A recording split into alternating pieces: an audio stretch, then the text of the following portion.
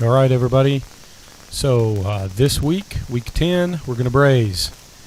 And on the menu for this week, what I'll make is beef bourguignon. So let's go. First, gather all your mise en place. For this dish, you'll need stew meat, potatoes, diced bacon, carrots, celery, onions, minced garlic, bay leaves, and fresh thyme. In the background, top left corner, you'll see some tomato paste, red wine. I'm using Pinot Noir, and some beef stock. Of course, we talked about this before. In addition to gathering your ingredients, you also need your supplies. You'll need your equipment. We're going to use a stock pot. I'm going to use a saute pan. You need tongs. I'm going to use a wooden spoon just because of the pans I'm using. I have Teflon. Later on, I'm also going to use a saucepan. And so gather all your stuff together and let's get started.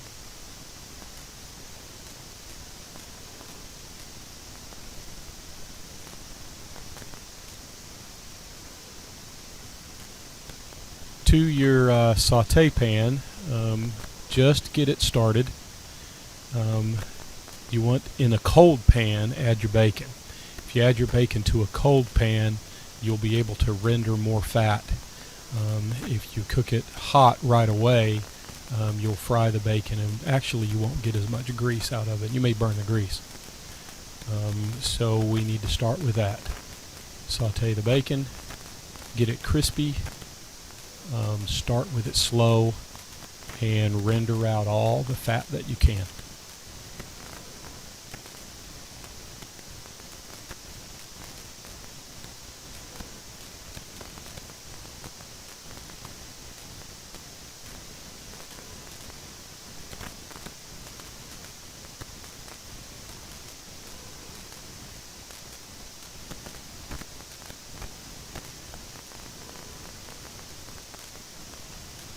This is actually going to take, it's going to take a little bit longer than what I have in this video.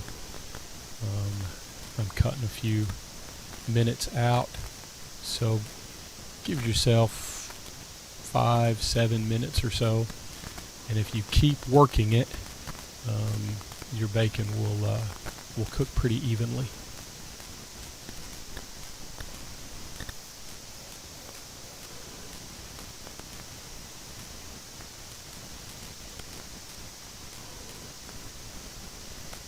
Oh, it's too bad you can't smell this.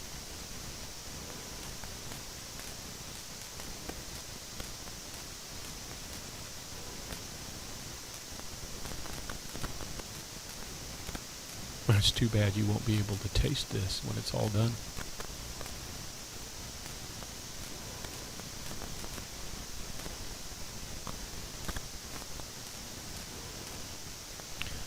Be sure that you don't overcook the bacon. Don't get it all the way brown and crispy in the pan. Don't forget carryover cooking. It'll continue to cook for a minute or two outside of the pan.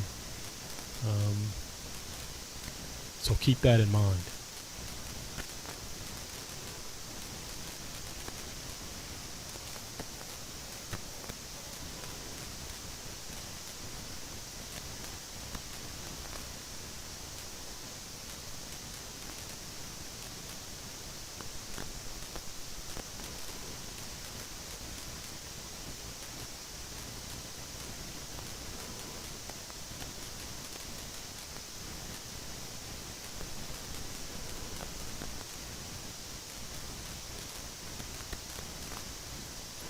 Look at all that rendered fat in the pan.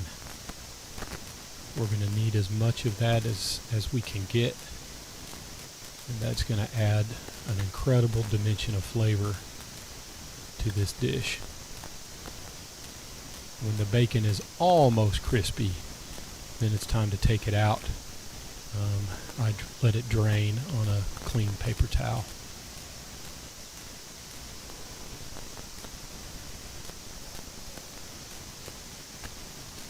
save that fat.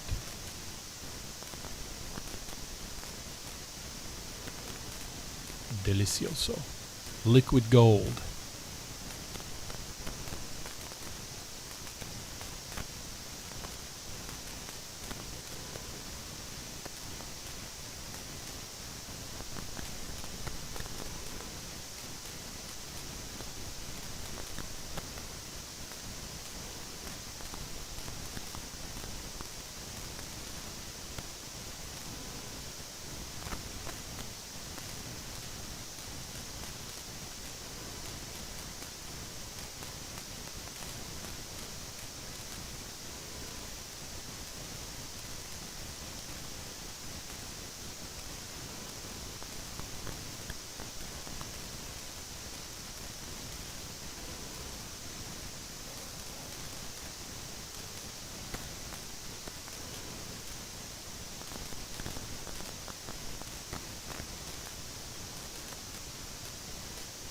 We don't want to use all of the fat right away, so grab a dish.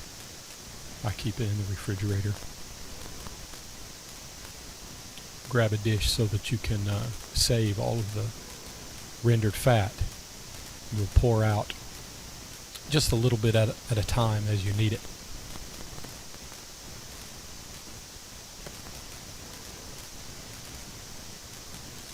Bacon. There's my dish.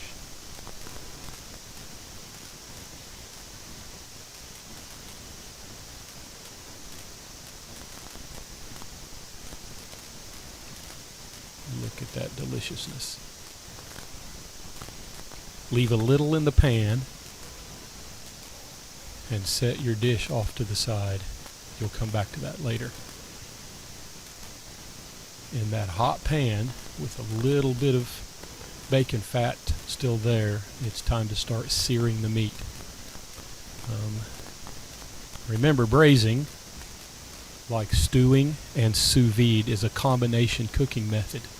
This is the dry part of the combination method. We need the Maillard reaction to happen on the meat. A little color, a little crusting to start. That's the formation of delicious flavor. Do it in batches. Don't just dump all of the meat in the pan, or the meat will steam. It'll get gray. It just won't be as flavorful as you would like. So leave a lot of empty space in the pan, and just work in batches. The amount I'm preparing, I have about 3 pounds of meat, and I'll do that in about 5 batches, I think.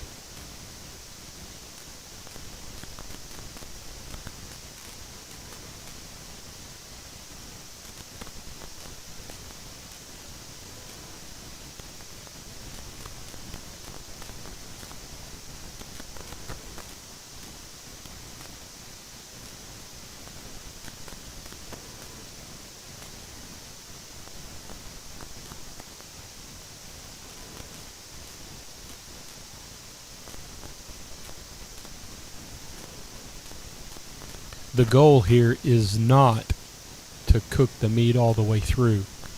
So it really doesn't matter if you still have a little bit of raw, if it's really soft, like it's undercooked.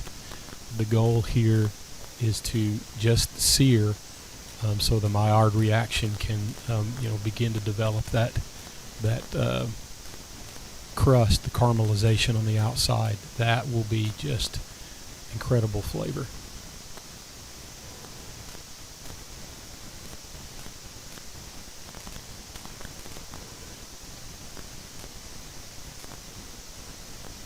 When it's good enough, to the stock pot it goes, and just continue to repeat that in small batches until you've seared all of the meat.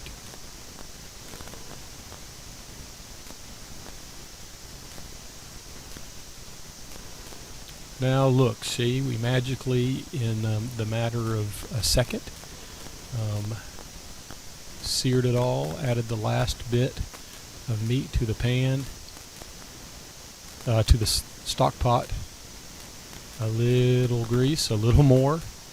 That delicious bacon flavor is going back into the saute pan, still under some medium high heat, and we start to saute the mirepoix.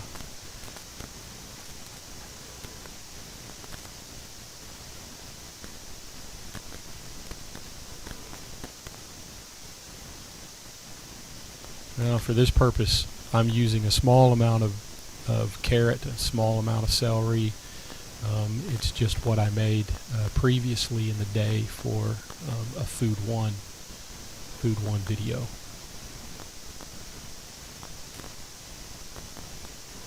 You can certainly add as much or as little as you would like.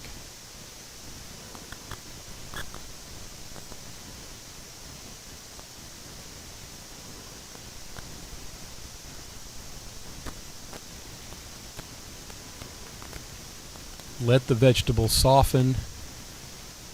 Let the onions get a little translucent. Go ahead and start the stock pot with the meat in it, then add the garlic. Don't add the garlic first like you see on a lot of food television. Don't want the garlic to burn. That'll add some bitter notes that are not delicious.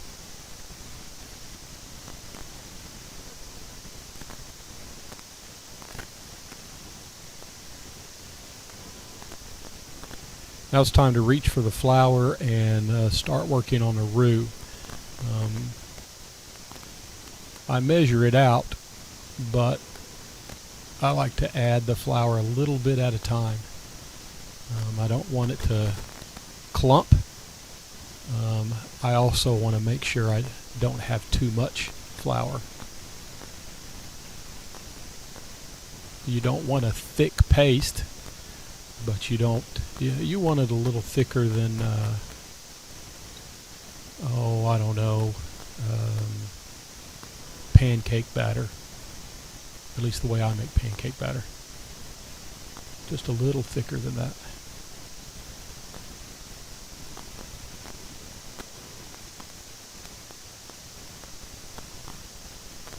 Stir it around. Let it cook in the pan before you jump to further the next steps and start adding liquid. You want to be able to cook out as much flour flavor as possible. The lighter the roux, the thicker, the greater the thickening power it has. The darker the roux, the thinner the thickening power, but the bolder the flavor. So bear that in mind as well. I'm adding the wine just gradually, a little bit at a time.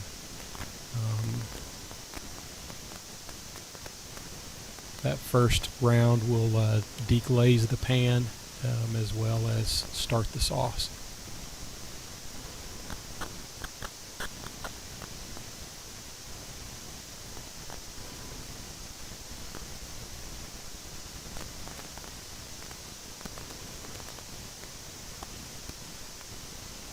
That's about good. I'll add about 2/3 of the wine I'll be using, and the last third I'm just going to add straight to the pan, the stock pot with the meat.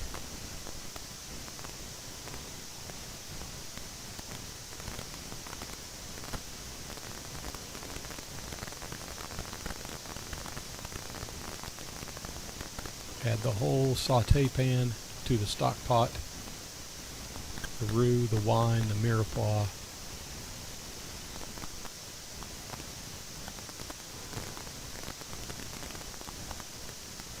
Mix it all together, and then you'll add the potatoes on top of this.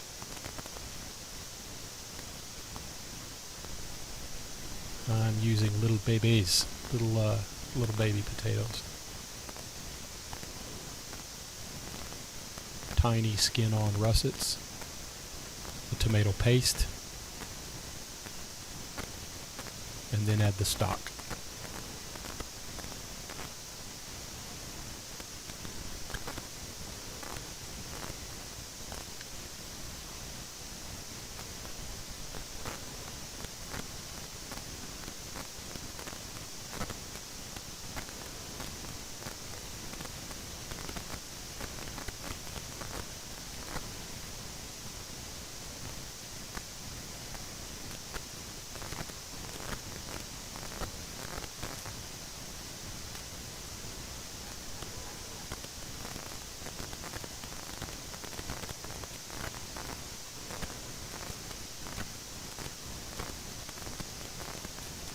If you don't have stock, you could do this with water.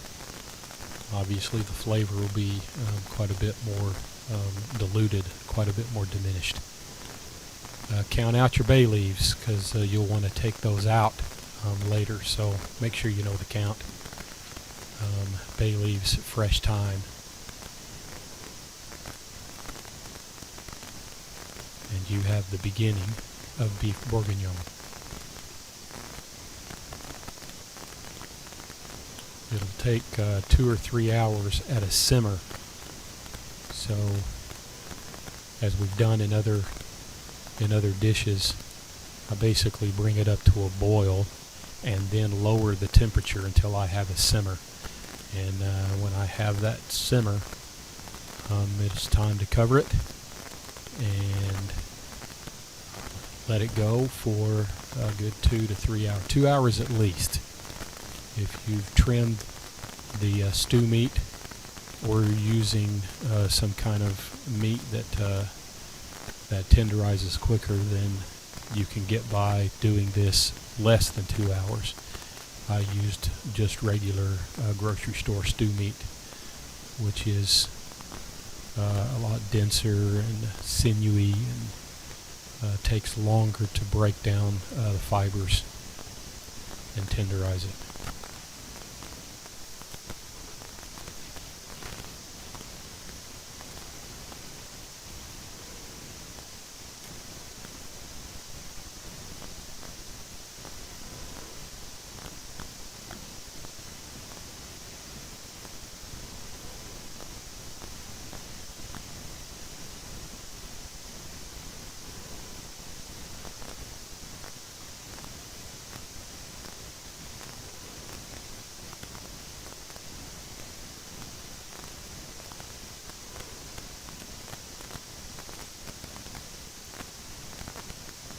Clean up as you go. That's just a good practice. On goes the lid, and wait for 2 or 3 hours. I'll see you again when this is done.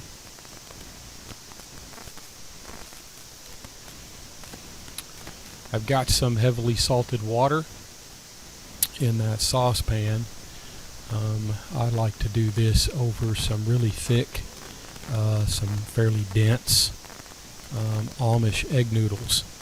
So it's best to make those by hand, but you can serve this on top of anything. You serve it like a stew, just in a bowl by itself. I'm doing Amish egg noodles. Just like any other pasta, these are handmade noodles, so they're going to cook fairly fast. Add it to the saucepan, and when they reach al dente, thicker fresh pasta like in gnocchi, when it starts to float, it's about ready. As that's cooking, as it's finishing, take the time to get the thyme stems and the bay leaves out of the pot. I hope you remember the count of bay leaves. How many you put in, you want to get them all out.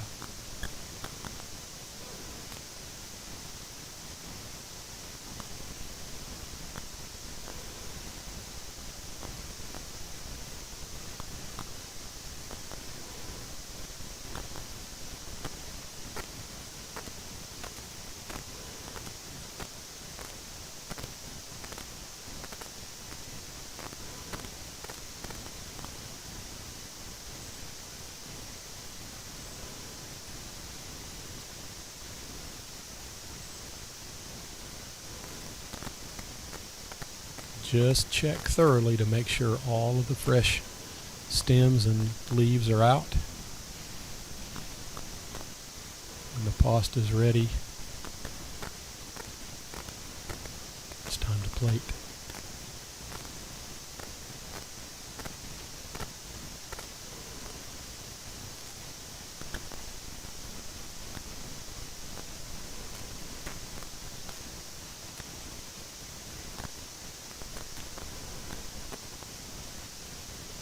Your assignment for this week is to do something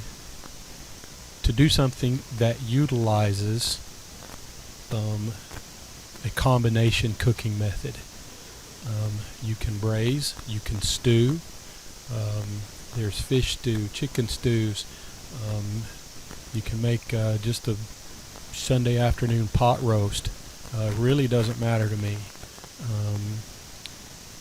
Check the internet for all kinds of recipes, but make something that utilizes a combination cooking method.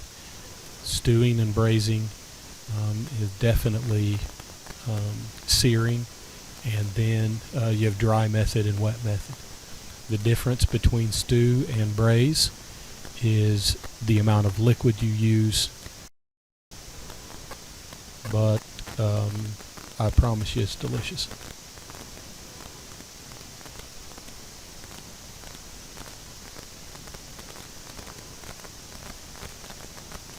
Plate it, get some pics of it, upload those, enjoy. See you next week.